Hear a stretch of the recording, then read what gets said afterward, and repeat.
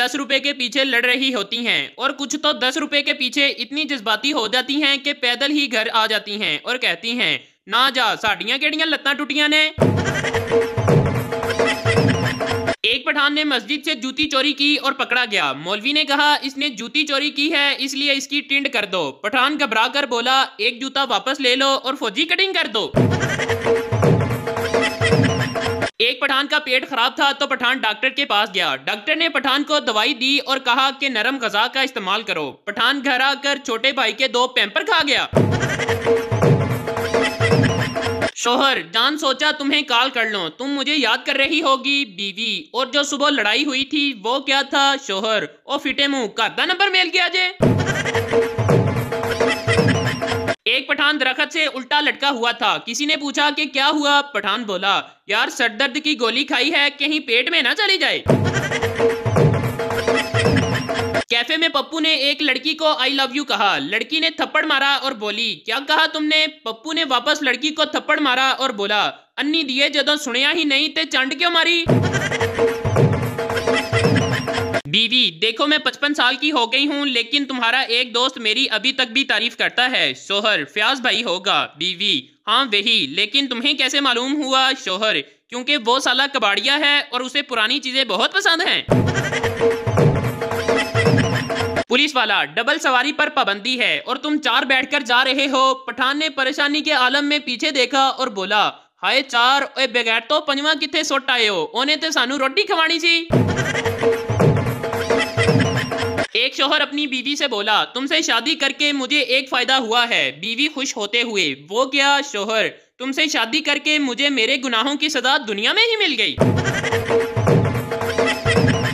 पठान की बीवी पठान से तुमने मुझे शादी से पहले क्यों नहीं बताया कि तुम्हारी 3 बीवियां हैं। पठान बोला माड़ा मैंने तुमको बताया तो था कि मैं तुम्हें मलका रानी और शहजादी की तरह रखूं।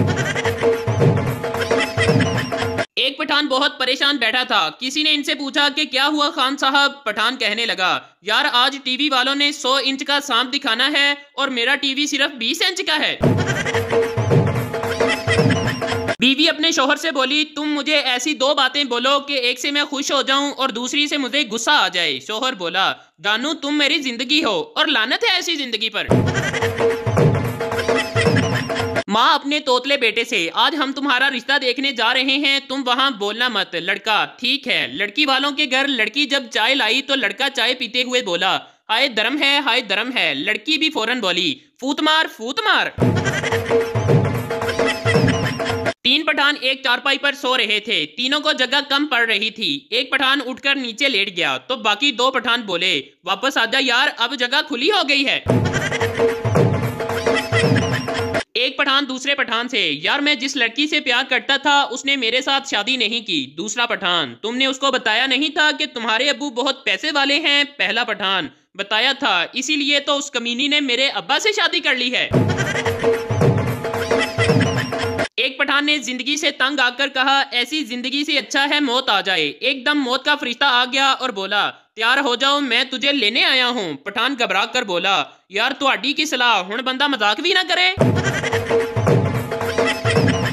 एक चरसी मजार पर गया दुआ मांगते हुए कहने लगा मेरा बांड हर सूरत निकलना चाहिए चाहे जो भी हो। जैसे ही वो दुआ मांगकर मजार से बाहर निकला तो उसका प्राइज बांड किसी ने जेब से निकाल लिया।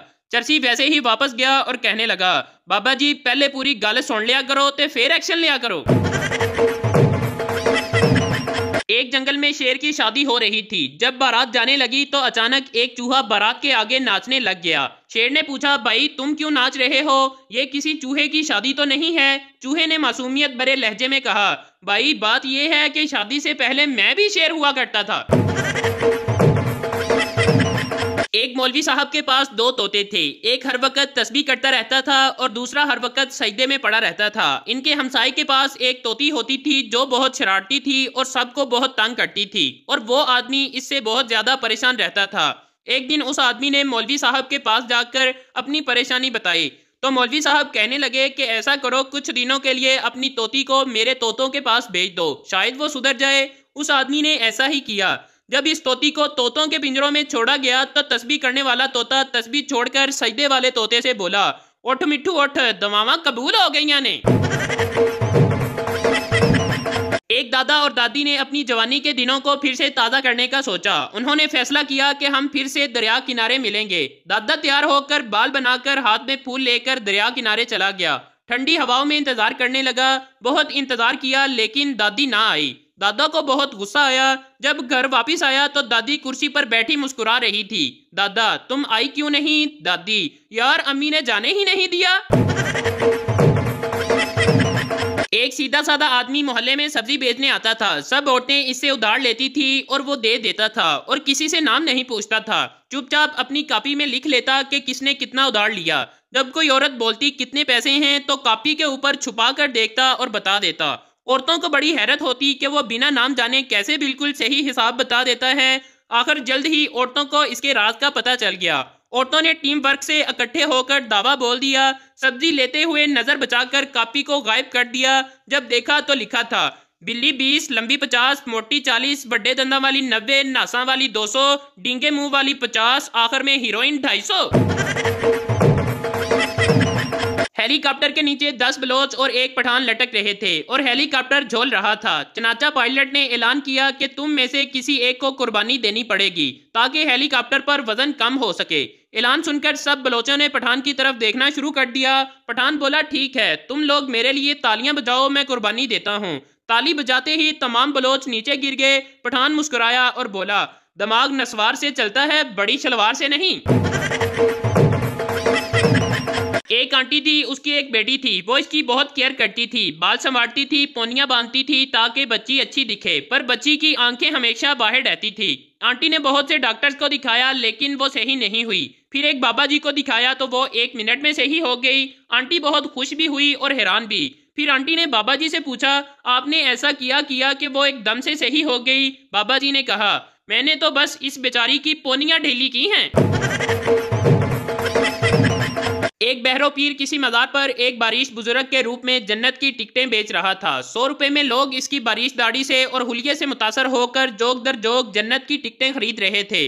दूर से एक पुलिस वाले को आते हुए देखकर बहरो पिया ने लोगों से कहा, बस जो खुश नसीब थे वो ले गए जो कुछ भी फकीर के पास था। फकीर फिर लुटा गया। फिर फटाफट अपना थैला उठाया और घर की राह ली। घर पहुंचकर बहरो पिया ने थैले से पैसे निकाले और लगा गिनने। अचानक एक डाकू खिड़की के रास्ते दाखिल हुआ और पिस्तौल दिखाकर कहा कि सारे पैसे मेरे हवाले कर दो वरना मैं तुम्हें गोली मार दूंगा। इस फराडिये शख्स ने कहा कि अगर तुम मुझे कत्ल करोगे तो दोजख में जाओगे। डाकू, मैं दोजख में नहीं जा सकता।